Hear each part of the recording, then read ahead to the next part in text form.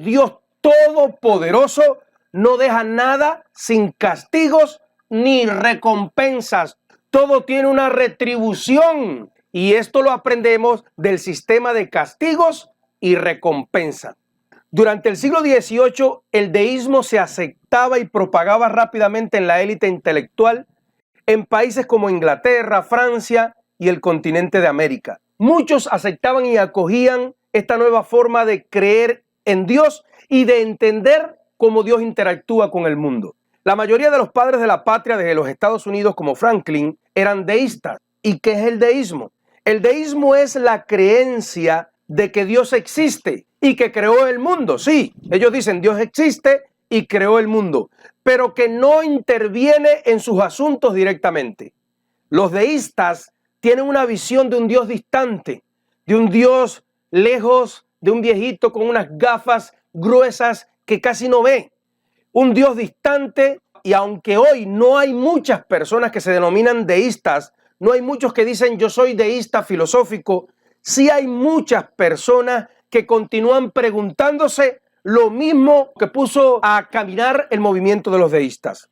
Hoy muchas personas se preguntan, ¿Dios puso el mundo en movimiento? ¿Dios creó el mundo y después nos dejó solo?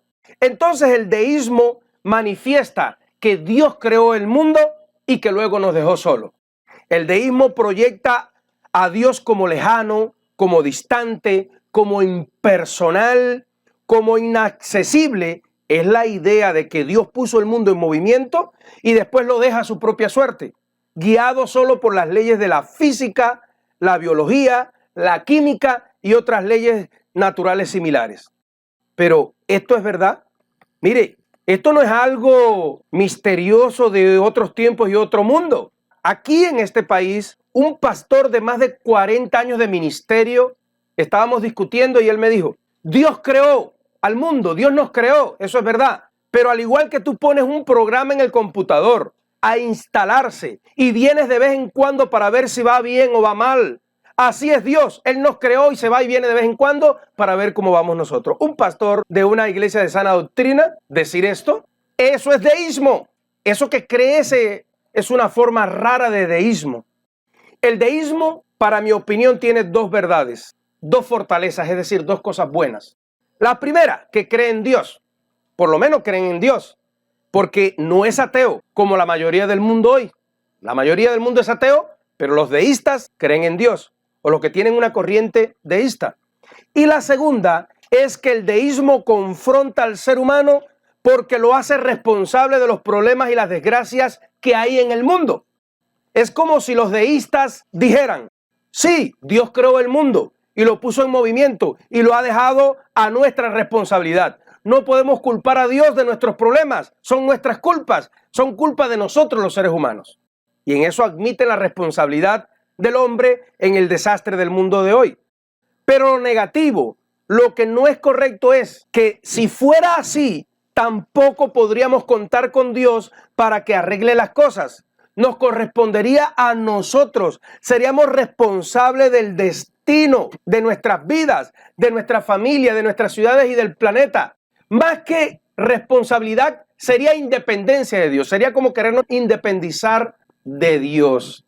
Sería humanismo, sería empoderamiento. Y muchos, aunque sean cristianos o de alguna otra religión, son deístas prácticos en ese sentido. Creen que tienen que tomar las riendas de su vida con sus manos y quitan a Dios completamente de su vida. Y bueno, si supuestamente, según los deístas, Dios ha abandonado el mundo y tenemos éxito como seres humanos en ordenarlo, entonces crecería el orgullo del ser humano. Al que le va bien dice, me va bien porque yo, como Dios está lejos y Dios no interviene, que yo esté bendecido y tenga carro, tenga casa, tenga dinero, es responsabilidad y esfuerzo mío propio sin que Dios haya hecho nada. Entonces sería orgullo y terror humano, porque creeremos que el éxito y el progreso y lo bueno que logremos será el resultado de nuestro trabajo duro y del gran esfuerzo. Pero cuando llegó el siglo XX, hermanos, la humanidad vio cómo los seres humanos trajeron guerras mundiales, cómo llegó un colapso económico, la limpieza étnica, la miseria, la hambruna, la explotación humana, las bombas atómicas. Pero por el contrario del deísmo, lo que dice la Biblia muestra que es todo diferente a eso. Muestra que aunque el ser humano tiene responsabilidad en el desastre y la miseria del mundo de hoy por su pecado, la Biblia muestra un Dios que está comprometido con los asuntos humanos, un Dios que escucha y responde la oración. Muestra la Biblia a un Dios que tiene compasión, misericordia y gracia. Muestra a un Dios cercano, a un Dios que da justicia a los oprimidos, que da libertad a los cautivos, que pone y quita reyes, que sana enfermos, que determina los años de vida. Y la lista sería larga, sería interminable la lista. Pero más importante aún, Dios se convierte en ser humano, está tan pendiente, está tan atento. No terminaríamos nunca de completar todo lo que hace Dios en el mundo y en nuestras vidas. Sería interminable. Dios está tan comprometido con el ser humano que se convierte en ser humano, en la persona de Jesucristo, para pagar la condena universal del ser humano por nuestros errores y poderlos perdonar y darnos vida eterna y vida abundante. Ahora, ya sabemos nosotros por la Biblia que ese es el error de los deístas, Dios es cercano. Pero ¿qué beneficio nos da el saber que Dios es cercano si a veces vemos como la gente nos falla, vemos los sistemas humanos como siguen siendo injustos, vemos la religión de hoy tan floja, la gente tan apática a buscar de Dios?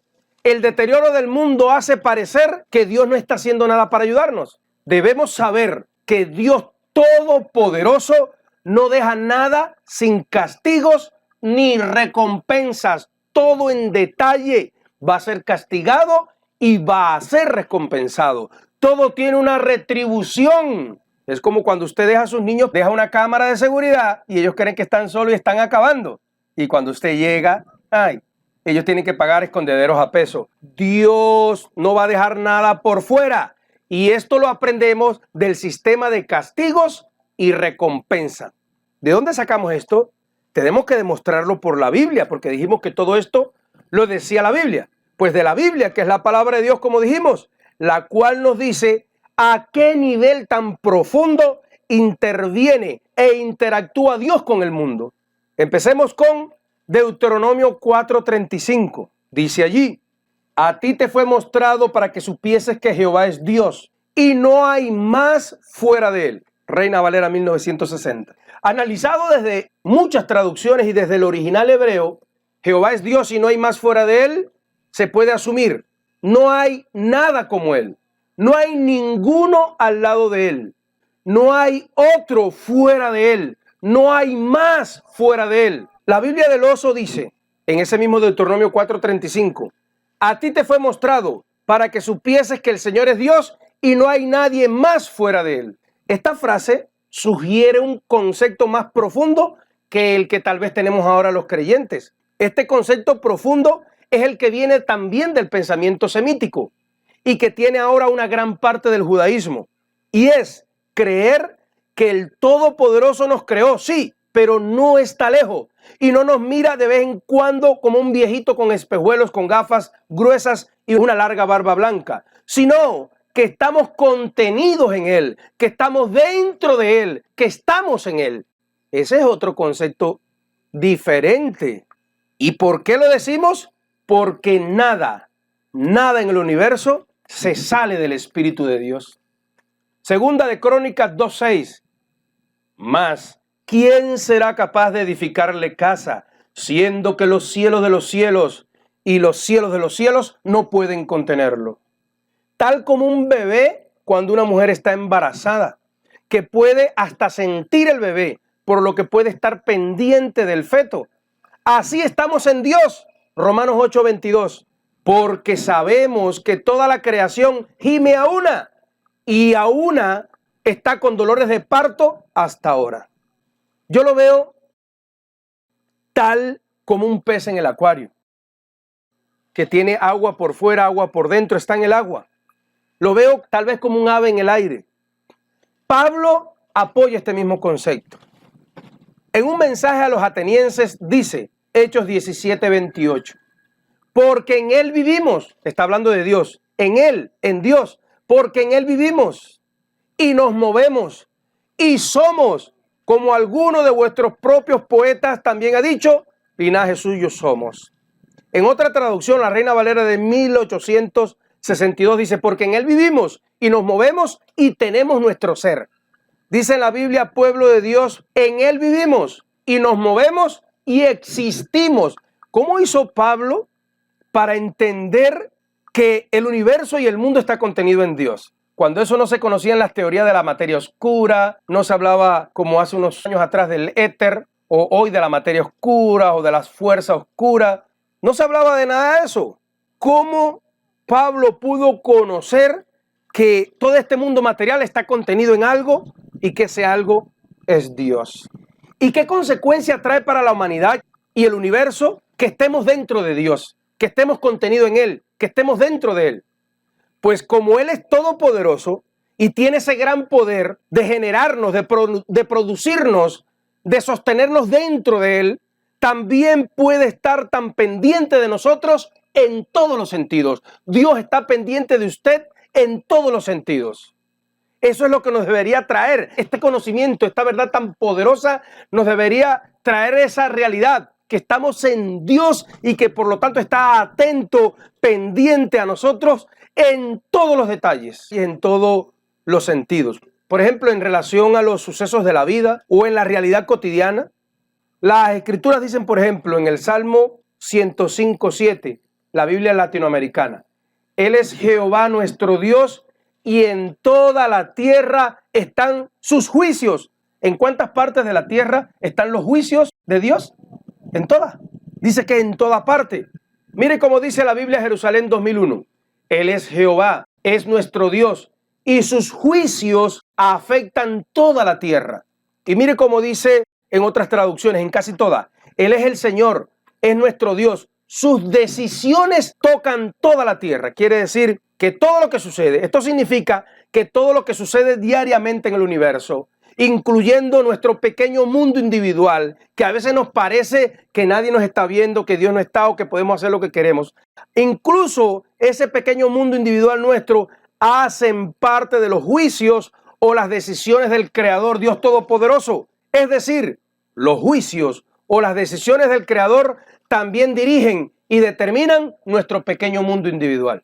El creyente que ha llegado a un nivel básico de fe debe conocer que cuando pasa algo, como las decisiones de Dios tocan toda la tierra, ese creyente de nivel básico debe conocer que cuando pasa algo, aunque aparentemente sea malo, debe creer con fe completa que pasó porque así Dios quiere. Ya pasó, así Dios quiso, así lo permitió, la voluntad permisiva de Él tal vez. Porque el universo está contenido dentro del Dios Todopoderoso y que nuestro Dios, cuida y supervisa cada uno de nosotros en forma perfecta y exacta, hecha a medida según nuestras necesidades específicas, aún en el más pequeño y aparente suceso. Eso es fe completa. ¿Sucesos de qué? Por ejemplo, como dijimos ahorita, de nuestra realidad específica. ¿Qué es nuestra realidad específica? Lo que tenemos. ¿Qué familia tenemos? ¿Qué esposa tenemos? ¿Qué esposo tenemos? ¿Qué hijos? ¿Qué casas? Los rasgos físicos. Y también de nuestra vida cotidiana, lo que nos pasa. Por ejemplo, si la persona prosperará, si va a fracasar, las veces que serás honrado, las veces que serás reconocido o cuándo serás despreciado. En todo eso están las decisiones del Creador. Cuando tú te encuentras con otra persona, cuando nos encontramos con alguien, y a veces nos parece casualidad, conocer y creer esto, saber esto, ese nivel de detalles del poder de Dios, de las decisiones de Dios, de los juicios de Dios, de hasta dónde llega el poder, el control, la omnisciencia de Dios, debería darnos temor de Dios. Según las Escrituras, según la Biblia, según las Escrituras sagradas, en la vida cotidiana deberíamos tener el temor de Dios. Pero ¿cómo es el temor de Dios que deberíamos desarrollar? ¿Cómo es el temor de Dios? El temor de Dios que deberíamos desarrollar es el temor a ser corregido por Dios medida por el Creador. ¿Por qué la justicia del hombre es imperfecta? Porque el hombre se pasa. Dice la Biblia que en la ira del hombre no obra la justicia de Dios, porque el hombre es imperfecto. En el colegio alguien me daba un golpecito y yo le daba con un palo. Y si me daba con un palo, iba pues le hacíamos algo peor. El ser humano siempre se va a pasar. A usted le hacen una cosita y usted se quiere desquitar con el doble. porque la ira del hombre es injusta. Pero no es así la ira de Dios, no es así la justicia de Dios. Entonces el temor de nosotros, el temor a Dios debería ser el temor a ser corregidos medida por medida. Es decir, humillaste a alguien, serás humillado. Engañaste a alguien, serás engañado.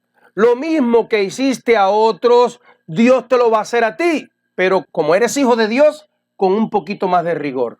Alguien dirá, ay hermano, eso es Antiguo Testamento, eso es Antiguo Pacto, eso es ley, eso es ojo por ojo.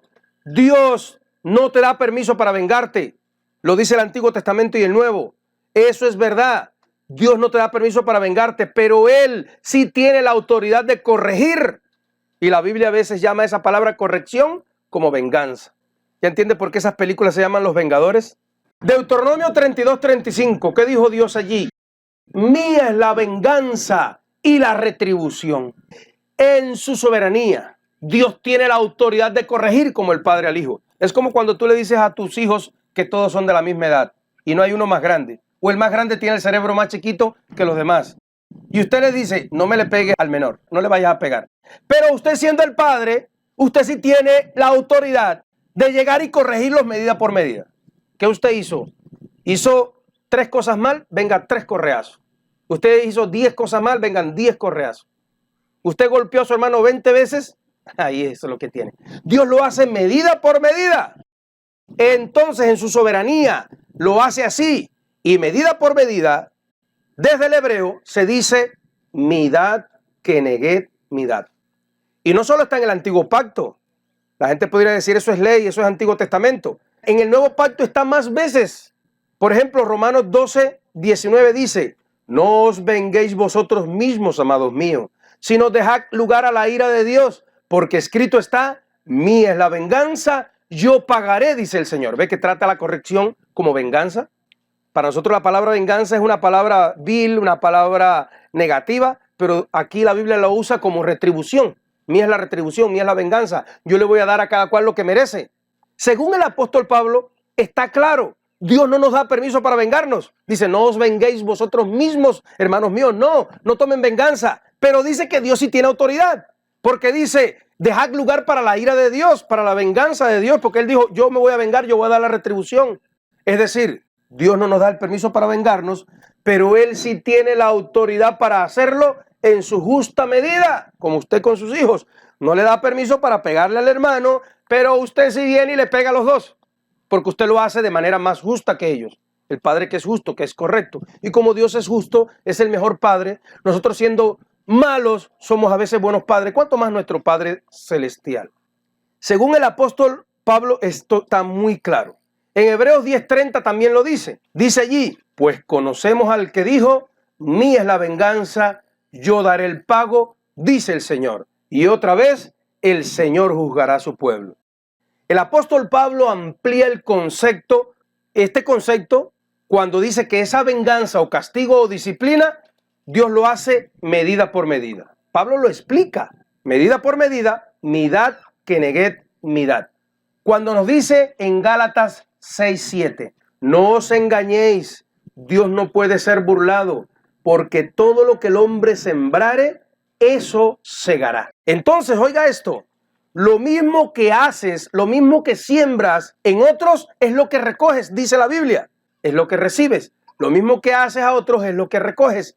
Alguien me dijo, ese versículo habla respecto al dar. Esos líderes que solo hablan de siembra y cosecha, de prosperidad, me dijo, ese versículo es para hablar de dinero, de sembrar. Pero el contexto dice otra cosa. Pablo aplica los mismos principios de la siembra y la cosecha al comportamiento moral también, que no tiene que ver con dinero. Porque dice un versículo más abajo, porque el que siembra para su carne, de la carne segará corrupción, mas el que siembra para el espíritu, del espíritu segará vida eterna. Entonces está hablando de cosas morales, no solo de dinero. Está diciendo que lo que siembres vas a cosechar, que eso te va a venir. Y lo dice el apóstol Pablo, no es un misticismo. No solo el apóstol Pablo habla del tema del castigo y la recompensa divina, medida por medida. También lo hace el Señor Jesús y lo hace con sorprendentes detalles. Marcos 4:24 dice, les dijo también, mirad lo que oís, porque con la medida con que medís, os será medido. ¿Qué dijo Jesús? Con la misma medida que tú juzgues, que midas, que hagas, serás medido. Y aún, da un detalle más que nos da Pablo, y aún se os añadirá a vosotros los que oís. En otra traducción, en la Good News Bible, dice, pongan atención a lo que ustedes oyen. Las mismas reglas que ustedes usan para juzgar a otros, Dios las usará para juzgarlos a ustedes, pero con más severidad. Quiere decir, como conocemos, entonces con nosotros va a ser Dios un poco más severo. Usted está frente a su casa, está lloviendo, hay un charco de agua, se cae un cable de la corriente en el charco de agua y el vecino va corriendo descalzo por la calle y usted lo regaña y le dice, no, que te va a coger la corriente. Y él lo ofende a usted y le dice, no se meta en lo que no le importa, viejo. Y que usted dice, bueno, aquí espero para verle el electrochoque que le va a dar, cómo le van a quedar los cabellos. Pero si eso mismo lo hace su hijo, si hay un charco en la calle, si hay un cable, el mismo escenario, y el hijo suyo sale corriendo para la calle descalzo y usted le dice, no salgas a la calle, y su hijo le responde feo, ¿qué usted hace? Usted coge y le da una entrada correa. Yo no creo que lo haga, su hijo no lo hace porque es bueno, porque usted lo corrige más fuerte que al vecino. ¿Por qué? Porque a su hijo lo ama más que al vecinito. El vecinito quisiera que no le pasara nada por ser un ser humano, pero a su hijo usted lo ama al punto que va, sale y le cae a correazo, a menos que sea un alcahuete, porque dice la Biblia que el que detiene el castigo de su hijo lo aborrece. Así que lo agarra por el mechón de pelo, lo sujeta por el mechón de pelo y le da con la correa. Entonces, lo mismo que siembras, lo que nos quedó claro de toda la palabra de Pablo y el Señor Jesús es que lo que haces a otros es lo que recoges, ¿sí? Eso es lo que recibes. También en Mateo 26:52 Jesús habló de castigos y recompensas y le dijo a Pedro, entonces Jesús le dijo, vuelve tu espada a su lugar porque todos los que tomen espada, a espada perecerán. Quiere decir, el que hizo algo de esa forma recibirá. ¿Por qué? Porque Dios está atento a nosotros, estamos contenidos en Él cada momento, cada detalle y nos corrige por nuestras malas acciones y lo hace medida por medida. Algo que vamos a estudiar después en las próximas veces, pero que le voy a dar un adelanto. ¿Por qué nosotros no entendemos cuando Dios nos corrige medida por medida? ¿Por qué decimos, ¿por qué a mí? ¿Por qué me pasó esto? ¿Qué yo hice? ¿Por qué nosotros decimos así? ¿Qué hice yo para merecer esto? ¿Por qué a mí? Yo soy bueno, yo no le he hecho eso a nadie. Porque entre la mala acción, entre el hecho equivocado que hicimos y la corrección de Dios, Dios da un tiempo, que es el que nos confunde a nosotros y no nos hace acordarnos de que estamos siendo corregidos por algo que hicimos. Si nosotros tuviéramos la capacidad de meditar en la vida y lo que hacemos, sabríamos que lo que nos está pasando es verdad que nosotros lo hicimos a otro. Pues mi mamá cuando estaba viva, ella, como dicen acá, donde cae el burro y le dan los palos. Ella llegaba al aula y le preguntaba a la maestra, ¿cómo se portó Fernando? Mal. ¡Pua! Y me daba la cachetada delante de todos, ahí mismo. Pero hay padres que no son así. Hay padres que son como hace Dios. Usted fue a otra casa, le servimos al niño sopa. No, el niño no come sopa. A mí sí me gusta la sopa. Deje que lleguemos a la casa. O se portó mal, salió corriendo para los cuartos, para las piezas, dijo algo, hizo algo incorrecto. Y usted salió y el niño contento y fue por el camino. En el camino le compró un helado y a él se le olvidó todo. Y cuando llegó a la casa, usted fue y agarró la correa y dijo, venga acá, bájese la pantalonetica. Papi, pero acuérdese lo que hizo. Es decir, Dios da un tiempo entre la mala acción y la corrección y es lo que hace que nosotros los seres humanos no podamos meditar y entender por qué nos están pasando las cosas que nos están pasando. Nosotros los cristianos sabemos que Él es omnisciente, omnipresente y omnipotente. Los creyentes sabemos eso. Y he oído, no hay coincidencia sino diosidencia. No hay casualidad sino hay causalidad. Pero la verdad es que la mayoría de los cristianos vemos a Dios como un vengador, como uno que castiga la maldad solo cuando alguien nos daña a nosotros. He oído a muchos creyentes decir cuando alguien les hace algo, allá ellos, porque Dios está en el cielo y Dios ve. Todo se paga en esta vida. Dios no castiga con palos ni con rejos, sino con su propio pellejo. Decía un líder allá, yo no me alegro de lo que le pasó, pero me da un fresquito, decía. Pero también nosotros ciegamente herimos a otros. Nosotros dañamos, tumbamos personas, engañamos, humillamos, incumplimos en deudas, ofendemos. Nosotros vemos a un Dios enérgico solo para nuestro beneficio, solo para nuestra venganza. pero el temor básico dice todo se paga. Hasta nosotros tenemos que pagar lo que hacemos. Nuestra gran prueba es vivir tratando de no dañar a nadie. ¿Y para qué? Para no generar un castigo de respuesta, para no recibir la retribución y castigo de Dios, y eso es temor de Dios. Hasta que Dios genere en nosotros un corazón que evite hacer daño, porque el amor de Dios vive en nosotros y no deseamos generar ese dolor a otra persona. Se dice fácil, pero en la práctica es imposible para nosotros como seres humanos sin ayuda divina. Resumen, todas las criaturas son juzgadas cada día y cada hora, en general y en particular.